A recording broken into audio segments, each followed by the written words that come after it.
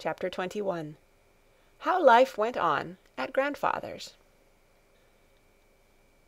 The sun had just risen above the mountains, and was shedding its first golden rays over the hut and the valley below. Alm Uncle, as was his custom, had been standing in a quiet and devout attitude for some little while, watching the light mists gradually lifting, and the heights and valley emerging from their twilight shadows, and awakening to another day. The light morning clouds overhead grew brighter and brighter, till at last the sun shone out in its full glory, and rock and wood and hill lay bathed in golden light. Uncle now stepped back into the hut and went softly up the ladder. Clara had just opened her eyes and was looking with wonder at the bright sunlight that shone through the round window and danced and sparkled about her bed. She could not at first think what she was looking at or where she was. Then she caught sight of Heidi sleeping beside her, and now she heard the grandfather's cheery voice asking her if she had slept well and was feeling rested.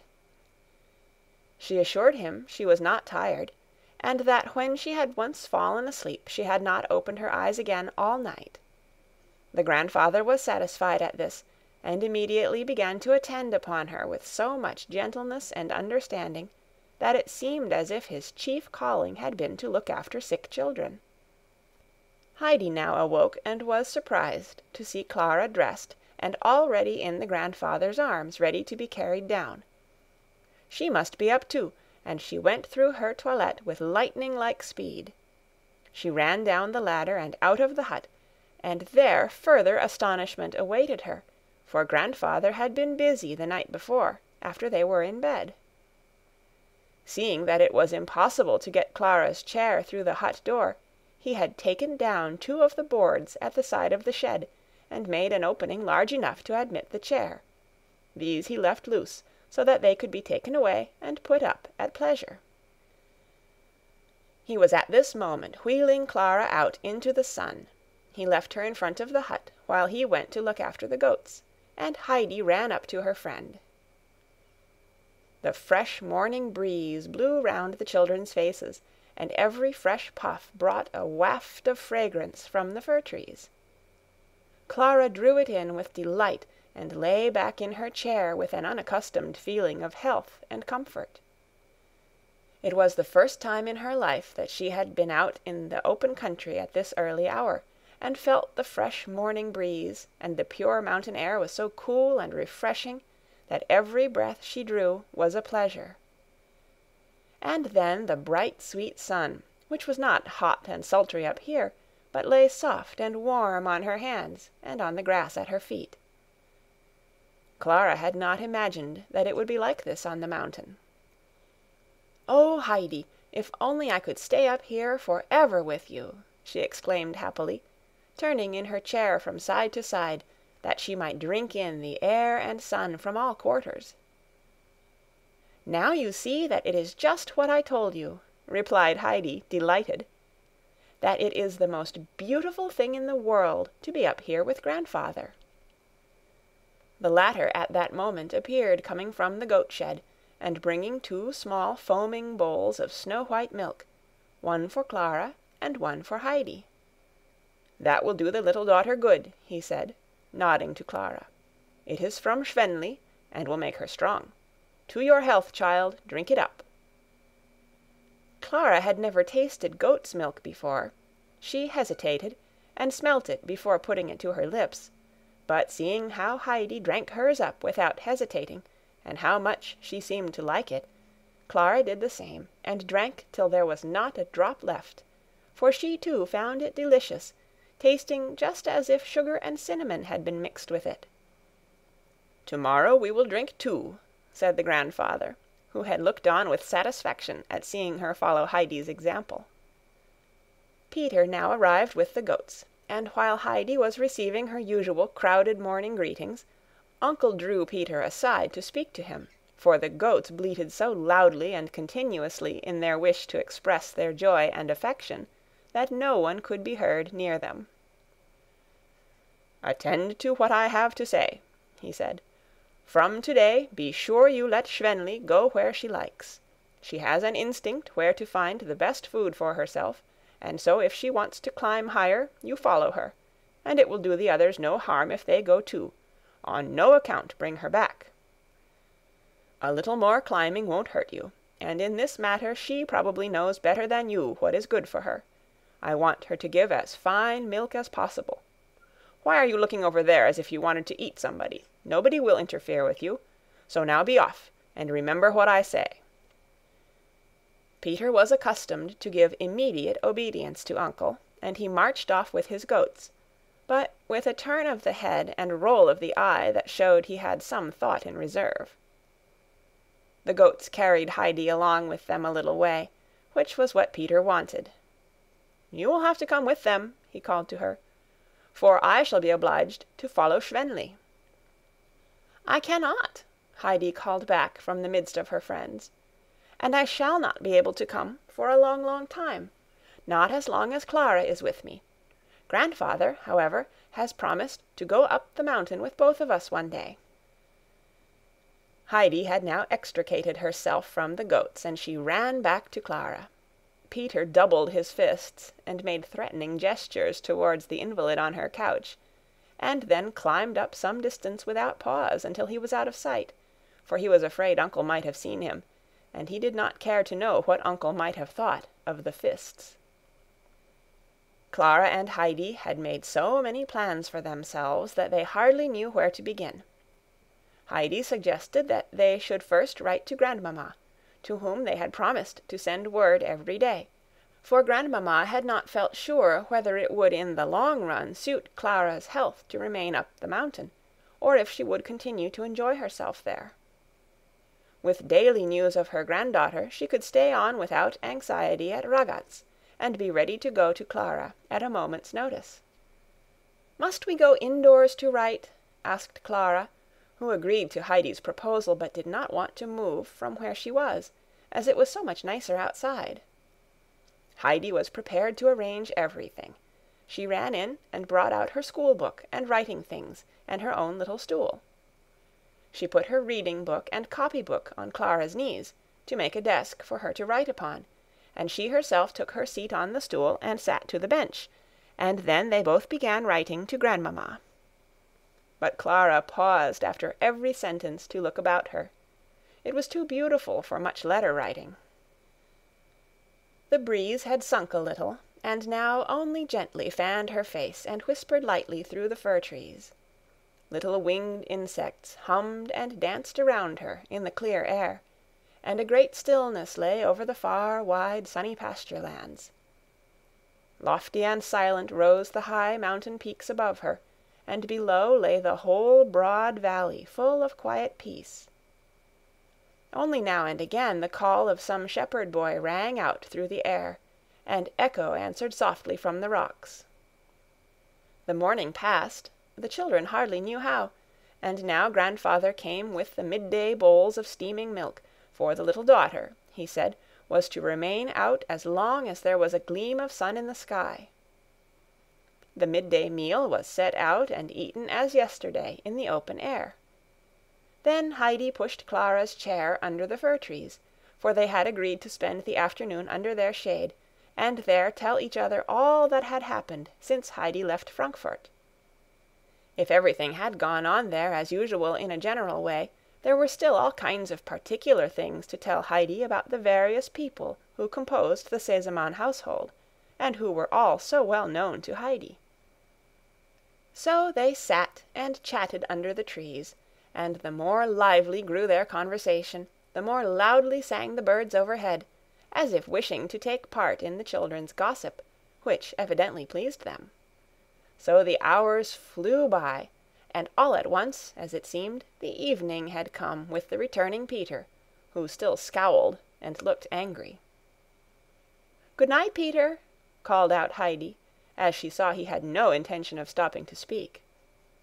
"Good night, Peter," called out Clara in a friendly voice.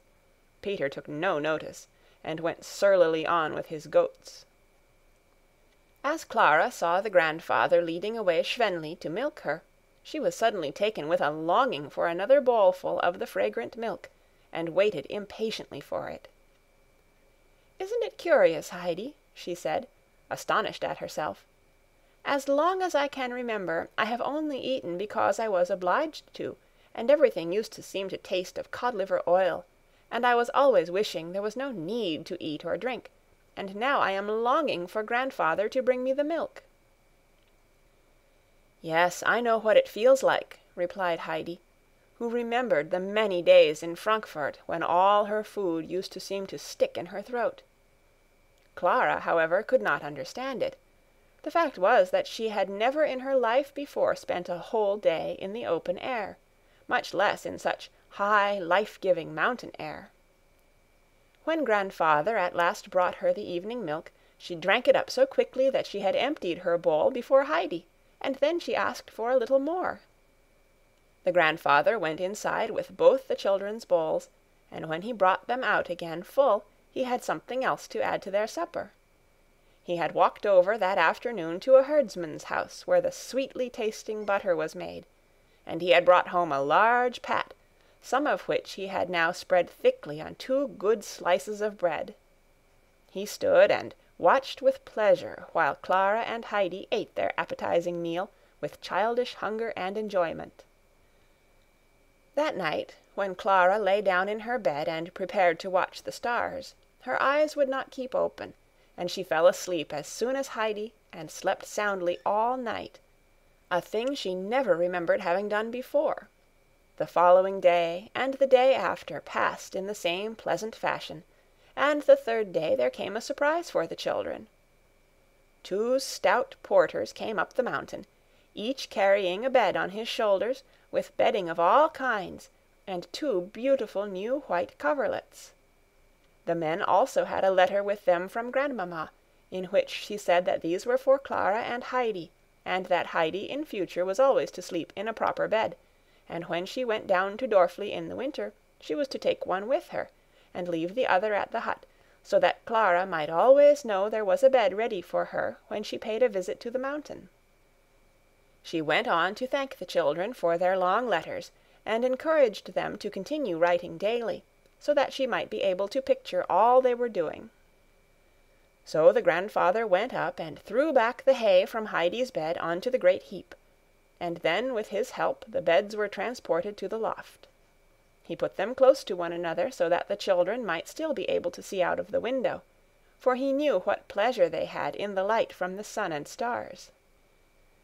Meanwhile, Grandmamma down at Ragaz was rejoicing at the excellent news of the invalid, which reached her daily from the mountain.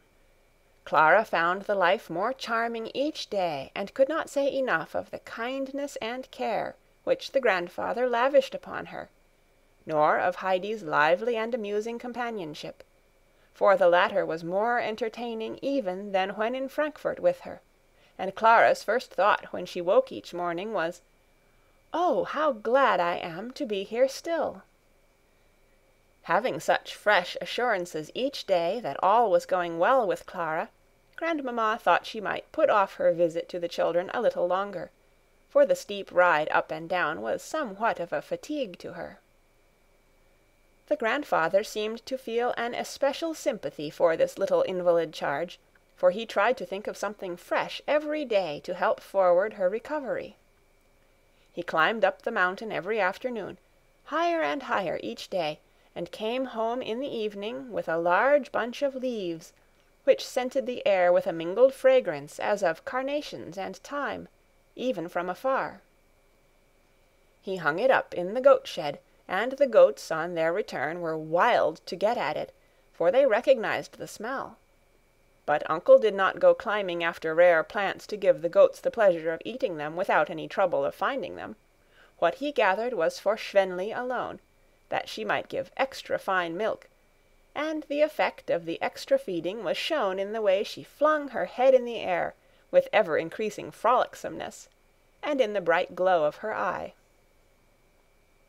Clara had now been on the mountain for 3 weeks.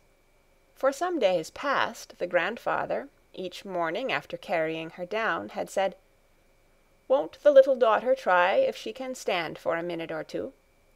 And Clara had made the effort in order to please him, but had clung to him as soon as her feet touched the ground, exclaiming that it hurt her so.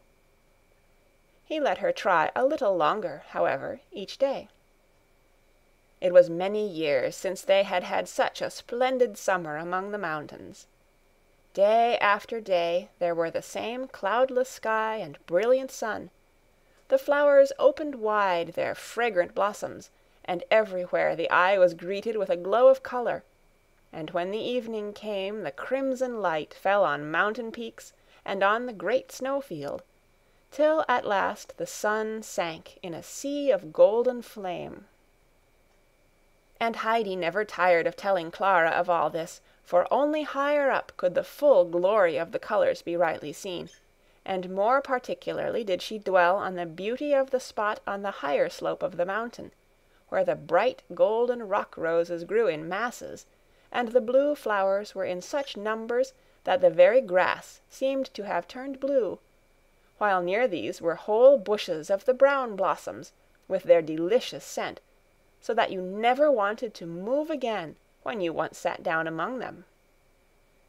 She had just been expatiating on the flowers as she sat with Clara under the fir trees one evening, and had been telling her again of the wonderful light from the evening sun, when such an irrepressible longing came over her to see it all once more, that she jumped up and ran to her grandfather, who was in the shed, calling out almost before she was inside, "Grandfather, will you take us out with the goats tomorrow? Oh, it is so lovely up there now." "Very well," he answered. "But if I do, the little daughter must do something to please me. She must try her best again this evening to stand on her feet." Heidi ran back with the good news to Clara, and the latter promised to try her very best as the grandfather wished, for she looked forward immensely to the next day's excursion. Heidi was so pleased and excited that she called out to Peter as soon as she caught sight of him that evening, "Peter, Peter, we are all coming out with you tomorrow, and are going to stay up there the whole day." Peter, cross as a bear, grumbled some reply and lifted his stick to give Distelfink a blow for no reason in particular, but Distelfink saw the movement, and with a leap over Schneehoppli's back she got out of the way, and the stick only hit the air. Clara and Heidi got into their 2 fine beds that night, full of delightful anticipation of the morrow. They were so full of their plans that they agreed to keep awake all night, and talk over them until they might venture to get up. But their heads had no sooner touched their soft pillows than the conversation suddenly ceased, and Clara fell into a dream of an immense field, which looked the color of the sky, so thickly inlaid was it with blue bell-shaped flowers. And Heidi heard the great bird of prey calling to her from the heights above, "Come, come, come!"